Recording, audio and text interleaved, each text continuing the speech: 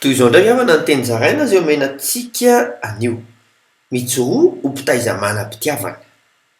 Raha misy olona vao niverina tamin'ny tompo dia mbola mila tantanana ny fiainam-panahdy.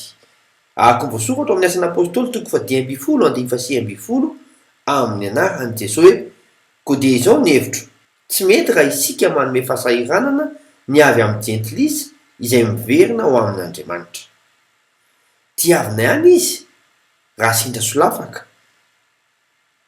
Voasoratra amin'ny Hosea toko 7:1 amin'ny anaran'i Jesosy hoe: dia hoy Jehovah tamiko, mandeha anay indray, tiava vehivavy izay tia ny vadiny nefa mijangajanga, dia tahaka ny fitiavan'i Jehovah ny zanak'Israely, nefa kosa dia niodina ho amin'izay andriaman-kafa sady tia hampembam-boaloboka.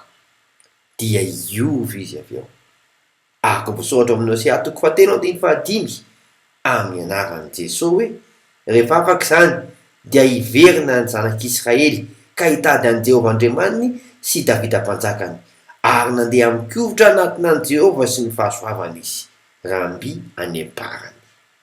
Mahireza, vitanao ny anangana olona matotra ao amin'ny Kristy. Manam-pioana tompoko.